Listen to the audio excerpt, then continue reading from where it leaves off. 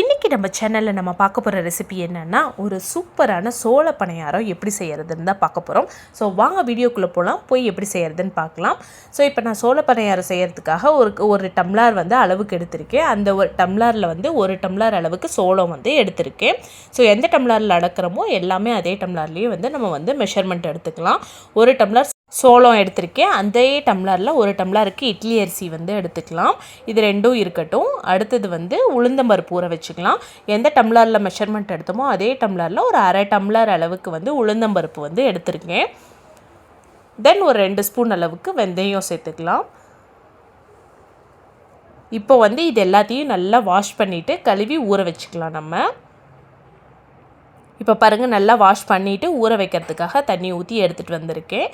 இது ஒரு 4 மணி நேரம் வரைக்கும் ஊறட்டும். அதுக்கப்புறம் நம்ம வந்து அரைச்சிக்கலாம்.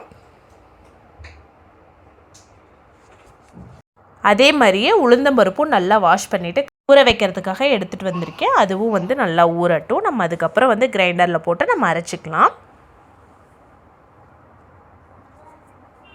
இப்போ பாருங்கள், உளுந்தம்பருப்பு வந்து கிரைண்டரில் போட்டிருக்கேன். உளுந்தம்பருப்பு வந்து நல்லா மையட்டும். இப்போ பாருங்கள், உளுந்தம்பருப்பு வந்து எடுத்தாச்சு.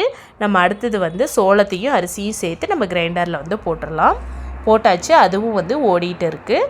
இது நார்மலாக இட்லி அரிசிக்கு எப்படி வந்து நம்ம எடுப்போமோ அதே அளவுக்கு நல்லா ஆட்டி எடுத்துக்கலாம்.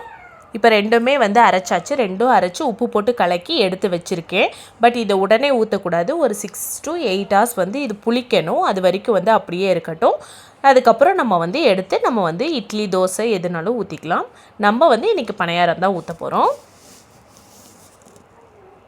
இப்போ பாருங்கள், ஒரு 8 மணி நேரம் ஆயிடுச்சு. மாவும் நல்லா புளிச்சிருச்சு பாருங்கள். எப்போவும் இட்லி தோசை மாவு எப்படி புளிக்குமோ அதே மாதிரி தான் இதுவும் நல்லா புளிச்சிருச்சு. இப்போ இந்த மாவை வந்து நம்ம இட்லிக்கு கூட ஊற்றிக்கலாம், இல்லை தோசையாகவும் ஊற்றிக்கலாம், பணியாரமாகவும் ஊற்றிக்கலாம். நம்மளோட விருப்பம் தான், எது வேணாலும் நம்ம செஞ்சுக்கலாம். இன்றைக்கி வந்து நம்ம பணியாரம் சுடுறதுனால இந்த எல்லா மாவையும் வச்சு நம்மளால் சுடலை. ஏன்னா எல்லாத்துக்கும் வெங்காயம் போட்டோன்னா அப்புறம் வேஸ்ட் ஆகிடும். அதனால் கொஞ்சம் மட்டும் தனியாக எடுத்து அதில் வந்து வெங்காயத்தெல்லாம் தாளித்து கொட்டி நம்ம பணியாரத்தை வந்து நம்ம எடுத்து சுட்டுக்கலாம்.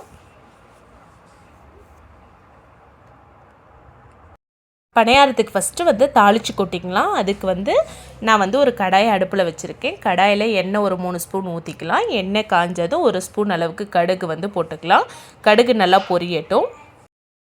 கடுகு நல்லா பொரிஞ்சதும் ஒரு 1.5 ஸ்பூன் அளவுக்கு கடுகு உளுந்தம்பருப்பு வந்து சேர்த்துக்கலாம். இது வந்து ரொம்ப நல்லா செவக்கட்டும். செவந்ததுக்கப்புறம் நம்ம வந்து வெங்காயம் ஆட் பண்ணிக்கலாம். இப்போ பாருங்கள், நல்லா செவந்துருச்சு. நான் 2 பெரிய வெங்காயத்தை குட்டி குட்டியாக கட் பண்ணி வச்சுருக்கேன். அதையும் வந்து நம்ம வந்து சேர்த்துக்கலாம்.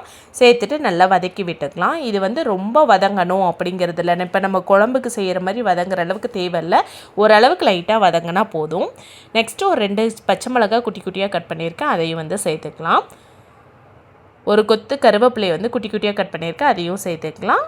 தென் கொஞ்சம் கொத்தமல்லி தழை, அதையும் வந்து சேர்த்துக்கலாம். சேர்த்துட்டு நல்லா வதக்கி விட்டுக்கலாம்.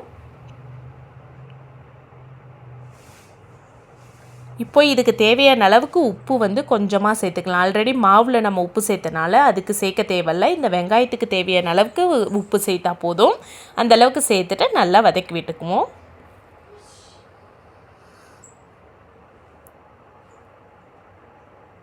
அவ்வளோதான், நல்லா வதக்கியாச்சு. நெக்ஸ்ட்டு நம்ம பணியாரம் வந்து ஊற்றிக்கலாம். இதை மாவோடு சேர்த்துட்டு பணியாரத்தில் வந்து ஊற்றிக்கலாம். இப்போ பணியார சட்டியை அடுப்பில் வச்சுருக்கேன். கொஞ்சமாக எண்ணெய் ஊற்றி அதில் வந்து தேய்ச்சிக்கலாம். தேய்ச்சாச்சு. இப்போ வந்து நம்ம பணியாரம் வந்து ஊற்றிக்கலாம்.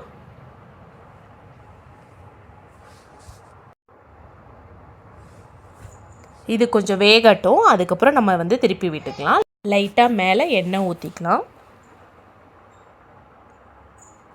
இப்போ ஒரு பக்கம் வந்து வெந்துருச்சு. நம்ம வந்து திருப்பி விட்டுக்கலாம்.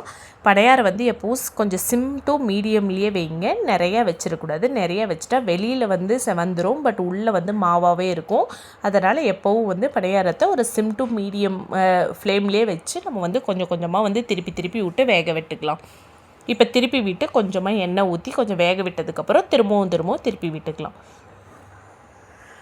இது நல்லா செவந்து வர வரைக்கும், வெந்து செவந்து வர வரைக்கும் வந்து நம்ம அப்பப்போ திருப்பி விட்டு 2 சைடுமே வந்து செவக்கிற அளவுக்கு நம்ம வந்து திருப்பி விட்டுக்குவோம். அவ்வளோதான், நம்மளோட சூப்பரான சோள பணியாரம் வந்து ரெடி ஆயிடுச்சு. நீங்களும் உங்கள் வீட்டில் செஞ்சு பாருங்கள். செஞ்சு பார்த்துட்டு எப்படி இருக்குது அப்படின்னு சொல்லி கமெண்ட் பண்ணுங்கள். பாருங்கள் நல்லா எப்படி கிறிஸ்பியாக வந்திருக்கு அப்படின்னு பாருங்கள். இந்த அளவுக்கு வந்து நமக்கு வந்ததுக்கப்புறம் வந்து நம்ம வந்து எடுத்துடலாம்.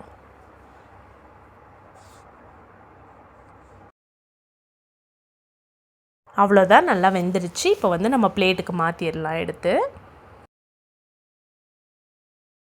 அடுத்தது பார்த்திங்க அப்படின்னா வந்து கேரட்டும் வெங்காயமும் மட்டும் போட்டு குழந்தைங்களுக்காக வந்து இது தனியாக மாவு எடுத்து சுட்டிருக்கேன். ஸோ இந்த மாதிரி உங்கள் வீட்டில் குழந்தைங்களுக்கு செஞ்சு கொடுங்க அப்படிங்கிறதுக்காக தான் நான் இதை காட்டியிருக்கேன். அவ்வளோதான், நம்மளோட சூப்பரான பணியாரம் வந்து ரெடி ஆகிடுச்சு. ஒரே ஒரு ட்ரிக் சொல்லணும், இந்த மாதிரி சட்னி வந்து தாளிக்கும் போது அந்த தாளித்த வெங்காயத்தையே எடுத்து கொஞ்சம் கொட்டினீங்கன்னா சூப்பராக இருக்கும் சட்னி. அவ்வளோதான். இந்த வீடியோ உங்களுக்கு பிடிச்சிருந்துச்சுன்னா லைக் பண்ணுங்கள், ஷேர் பண்ணுங்கள், சப்ஸ்கிரைப் பண்ணுங்கள். பாய்.